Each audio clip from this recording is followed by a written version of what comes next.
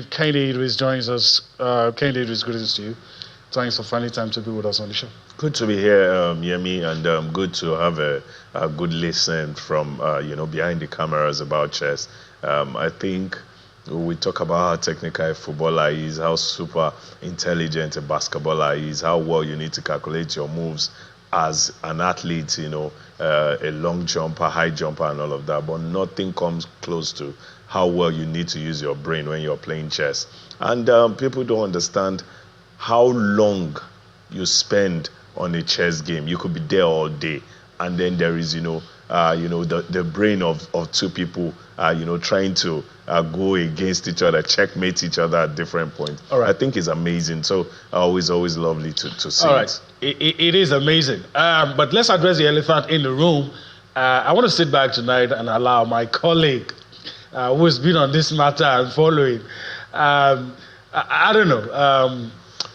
The news making the rounds about DRC, that's DR Congo, fielding ineligible player is getting traction, and at some point, a lot of us felt it was a rumor, but now an official confirmation of an appeal that has been filed by the Nigerian Football Federation. Let me allow us to take it from there, and before we begin to look at the statement, the implication, but that's where we are.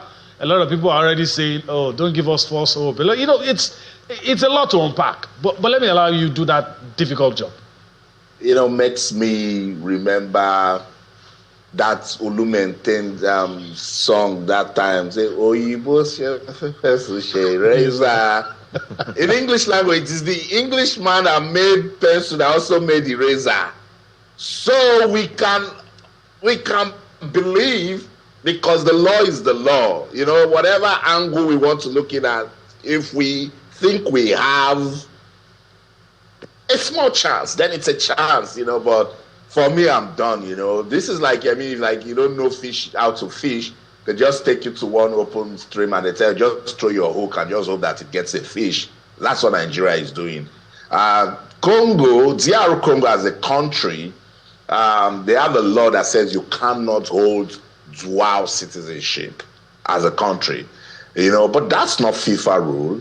That's DR Congo's rule. And FIFA cleared these guys that were calling ineligible, gave them approvals to go and represent Congo. And for FIFA, for instance, use Nigeria, Ryan Alebioshu.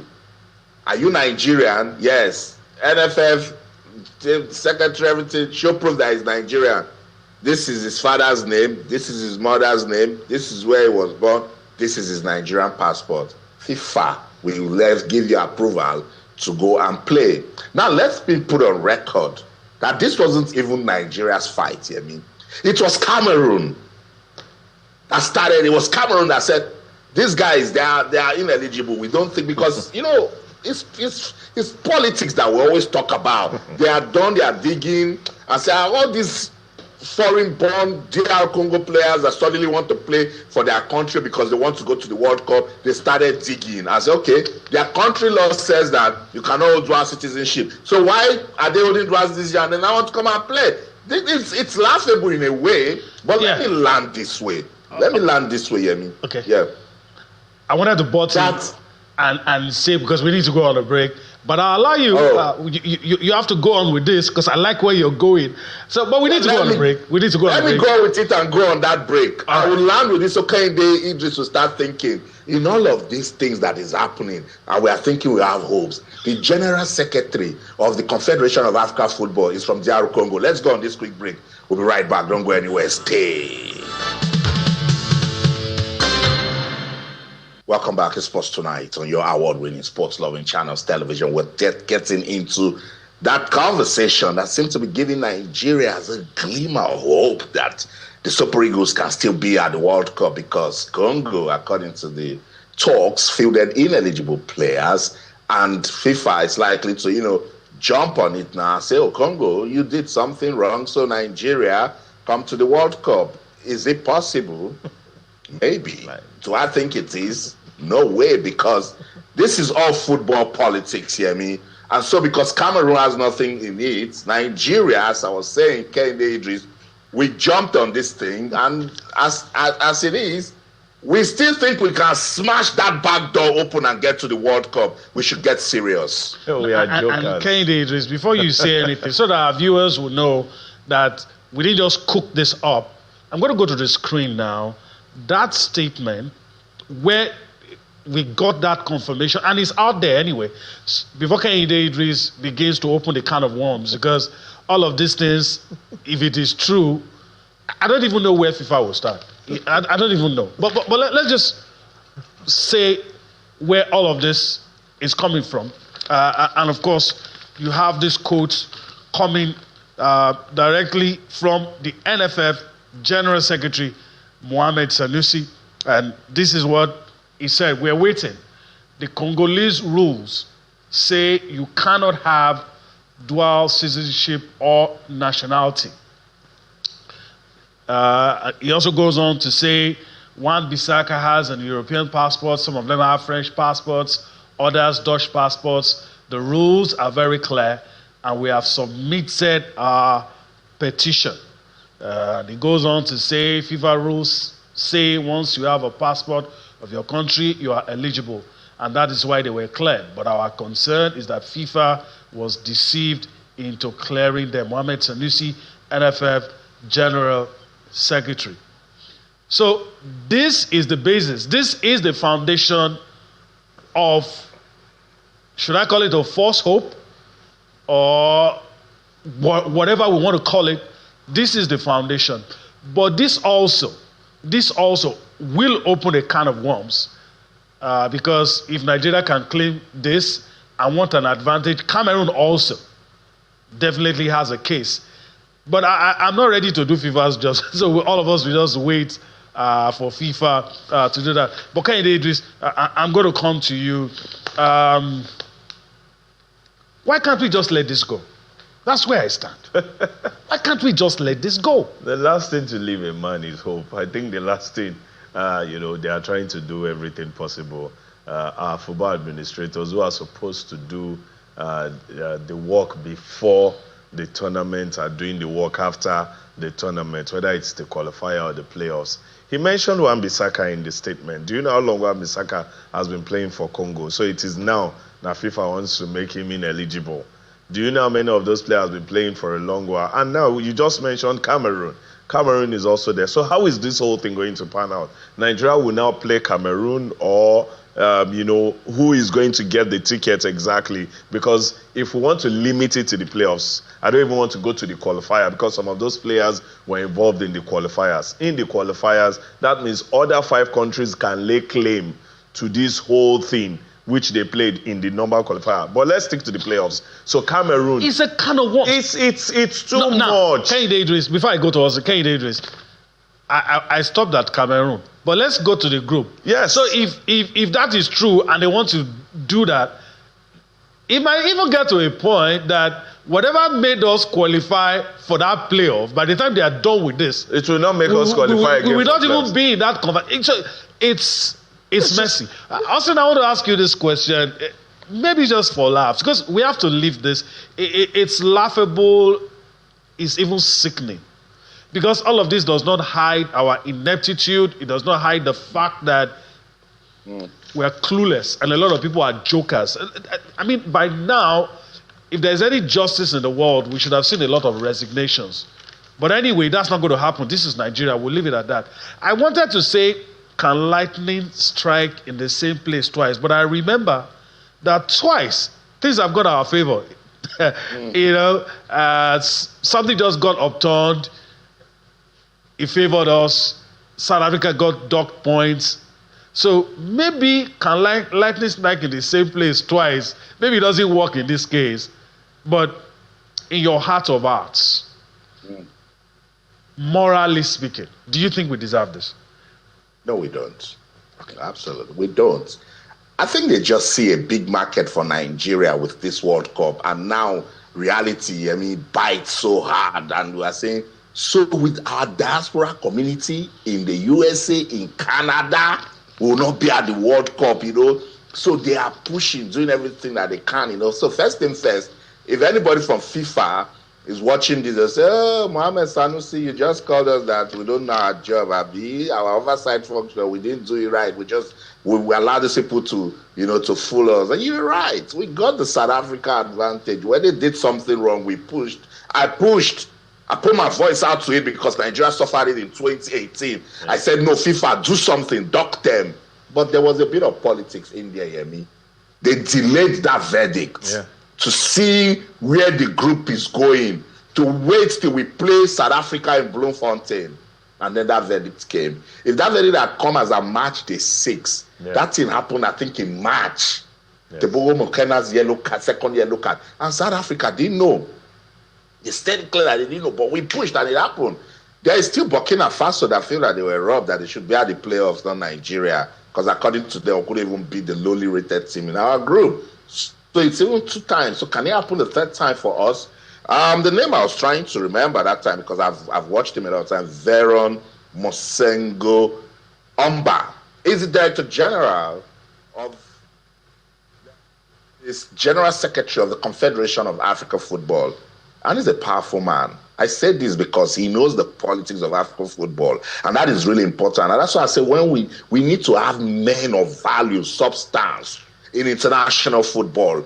Proper people who understand what it means to press buttons, And if we eventually put somebody in there, let's support the person. Let's not pull people down just because it is not us. So all of these things is working against us. So Mosongo Amba is already doing his job. He knows he's in CAF. Applications will pass through them to get FIFA or something. Do you think that man will be there for the first time after a very long time?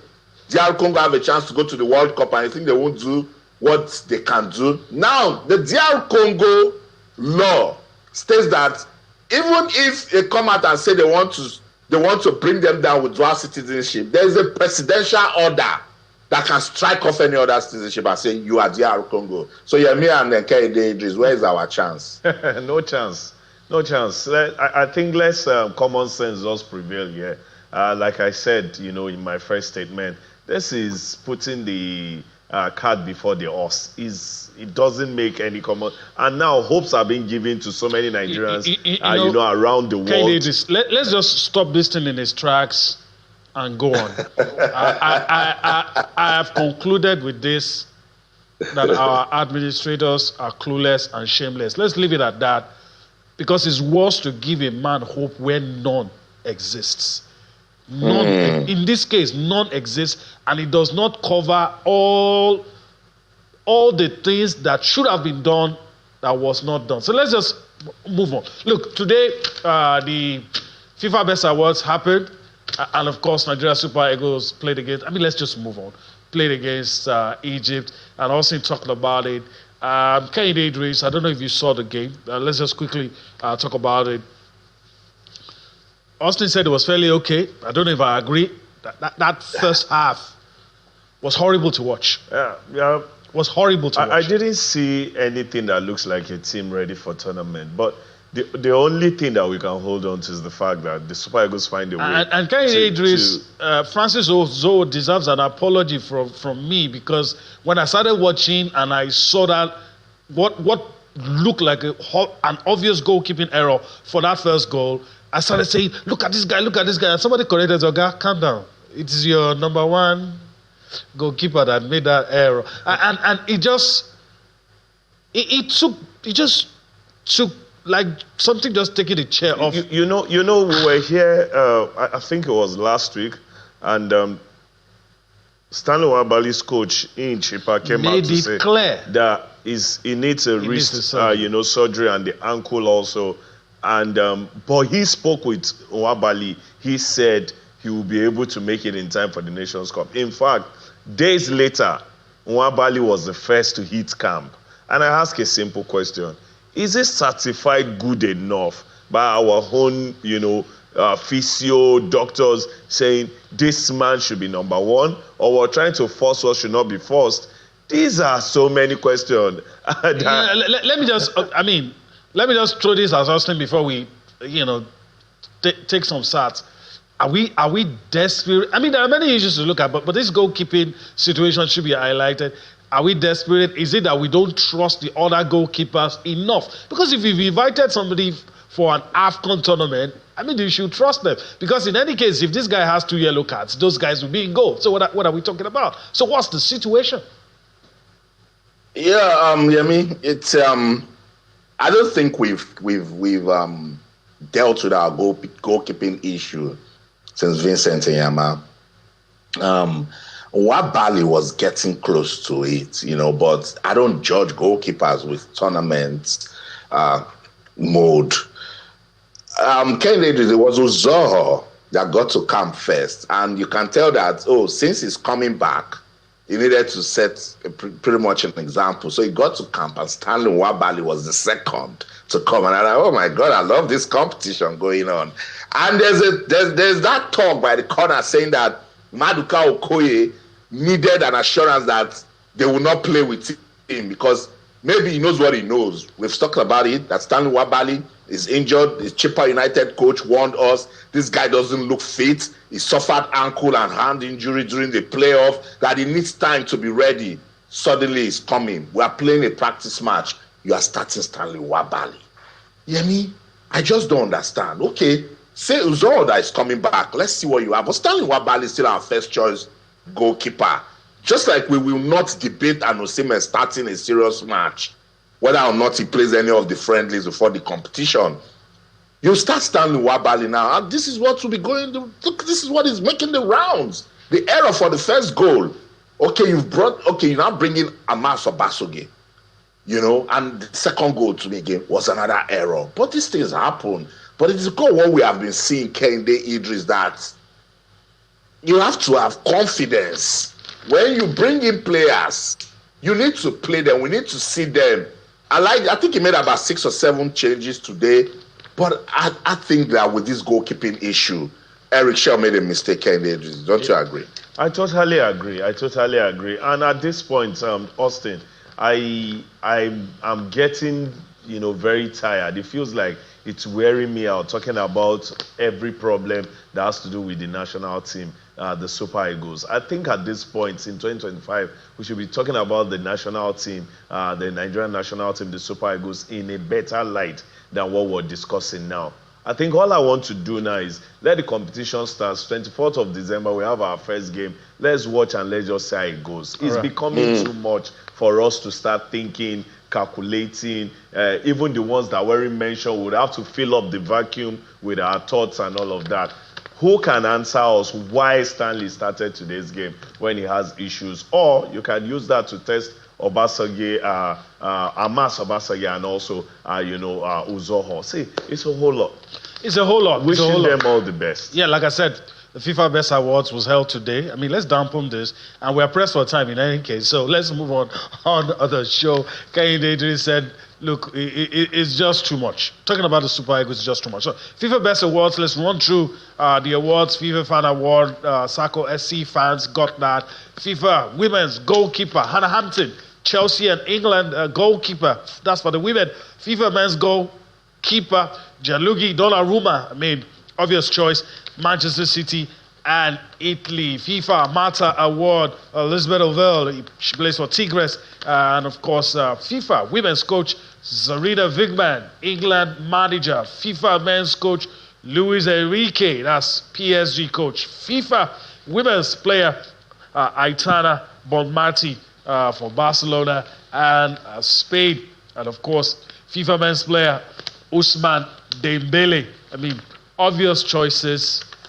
Okay, this quick one. We have a lot of ground to cover, but this one, I don't think I have any issues with the winners, however they arrived at. I think FIFA the Best Award should be scrapped at this point.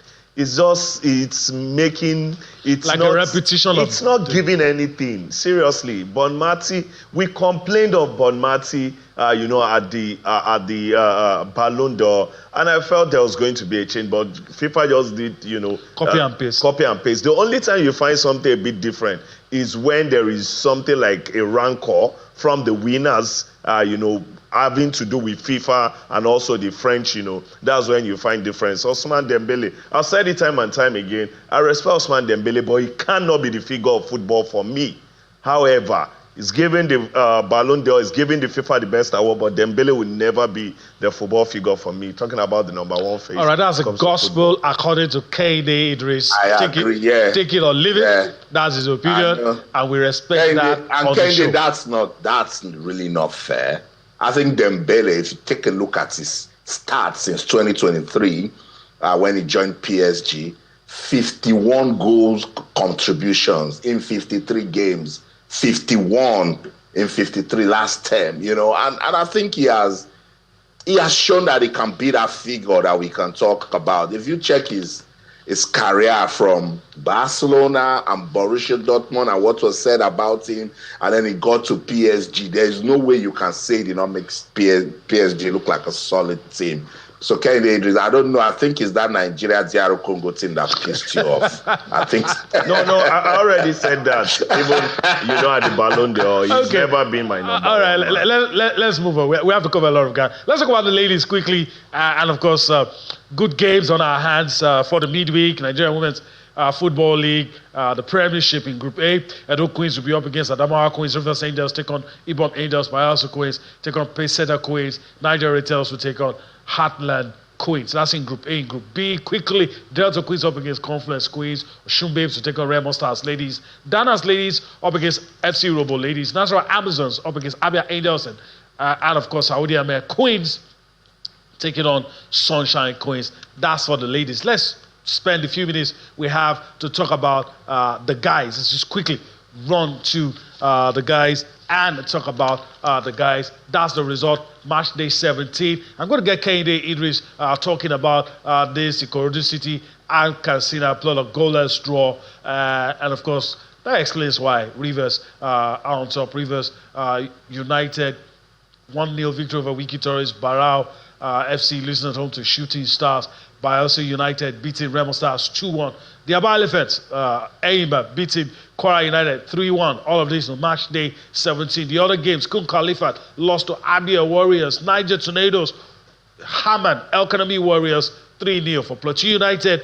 And Nasarawa United was a goalless draw. Warri Wolves also played a goalless draw with Kano Pillars. Kano Pillars in a position that you don't want them to be. Top 4 is what you have on your screen. Rivers United, despite playing on the continent, seem to be able to be managing things well.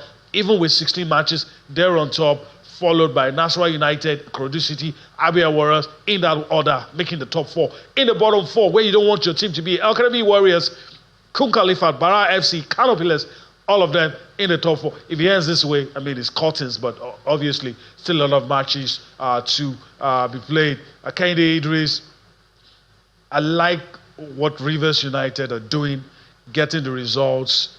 And if your opponents sleep, it's good for you. I've got a soft spot for Finidi George.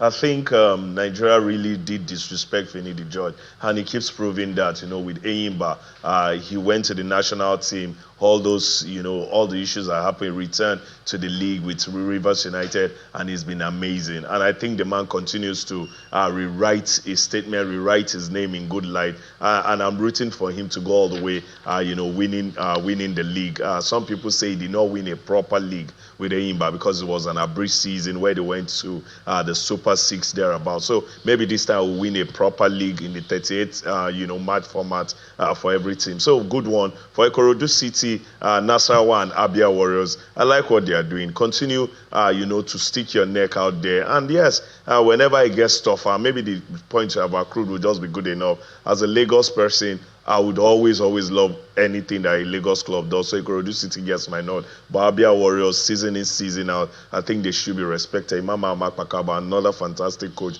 for the league. And for Nasarawa United, I keep talking about Nasarawa Amazons, Nasarawa United. There is something about the Nasarawa state government, and I want to say well done to them. All right, I'll sing your thoughts. Some people might say Ikorodu City didn't do themselves any favors with points lost. Yeah, but the Katsina United are a pretty decent side. And if you've been following them, you can see that when they travel, they tend to, want to prove a point, play good offensive football. And it's like they don't really like the fact that they are not, playing at home at the moment. And so they're trying to see what they can salvage out of that situation. So if you reduce City, be it Lagos, the least you want to expect, I think the fans will take a 1-1 draw. They won't like to see goals, but when it's goalless in the NPFL, you can tell that somebody really came to play careful football, and that's what we saw with Katsina United. But shout out to Shooting Stars doing just enough to beat Bara FC. At this first stanza, if you can get away wins like 2 or 3, I think you are doing so good for your season, because you come in the second stanza and then you consolidate. I think Shooting Stars, they have 2 already. This is their 3rd away win, so that's really good for them. Eimba needed this big win against against Kwara United, and for Kwara United, they will look at themselves because they did just enough to win their last game, so they would have tried to consolidate, because teams meeting Eimba now, they are getting points off them, but Eimba showed that they can actually fight, show that they are actually the reason why I would say the people's elephant. So it's not really been a good season for them. So this is a big, big relief win for Eimba, and I like it for them too. I think Nasarawa United did well to go to the New Just Stadium to play goalless with Plateau United. That's a team also that is, getting us to talk about them. And let's see if the solid miners can go all the way. I mean, it's the Nigeria Premier Football League. It's competitive. We'll keep monitoring it. All right, Kay Idris, your parting shot on the show as we prepare to go, and still on the league. There was a time Austin said, okay, it looks like the newly promoted teams, they are punching above their weight. But the results now... Jungle is mature. You took the words right out of my mouth. That was what I was going to say. Yeah. Because I looked at the results and like, these guys are now... it's beginning to set in. I think Warri Wolves and El Kenemi Warriors are still, holding their own a bit. Barao and Kun Khalifa are finding themselves in that muddy space where when you get in there, it's hard to come out from. It's hard to come out from. But if we have 2 out of 4, I think it's fantastic. Every league around the world, newly promoted teams suffer because you're either coming off not having very technical players who can match with the top league, or not big enough squad, or better still, your manager is not at that level because you can't afford the kind of top level manager. So if we have 2 out of 4, I think it will be a good for promoted teams, and getting 2 relegated again. All right, let's see how it goes. And also as we go, Carlo Piles, I don't understand. I mean, it is what you sow, you reap. I thought they did just enough to win their last match. I think that one ended 2-0, but Simon Sugida, they will go back and look at their season and say, look, we cost this for ourselves, because if they were still playing at the Sani Abacha Stadium and, build momentum and keep at it, they will definitely not be where they are at the moment. But somehow I hope that they will learn from this. Other clubs too will be able to learn from this to say, look, we need to start playing football professionally, I pray they pick up, I hope they get back to it. Match day 16, the legend, Rabiu Ali scored a brace, and I was praising him. So let's see if that can do something for them, and I'll get back to it. So, Yemi, before we go, this Nigeria's last minute hopes of making it to the World Cup. Don't worry, I just saw official. That's the show. That's the show in London. I'm Austin Okoda, but in everything you do, remember, keep talking sports. Bye for now. All right, it's a wrap here as well in Lagos. But of course, I want to thank Kehinde Idris for his time on the show. And of course, the conversation never ends. We'll take it out of the studio. That's the show today. We hope you enjoyed everything we've brought to you tonight on the show. Of course, 2 more solid editions for you to enjoy this week. Enjoy the rest of your day. We'll see you again tomorrow. I'm Yemi Adebayo. Bye-bye now.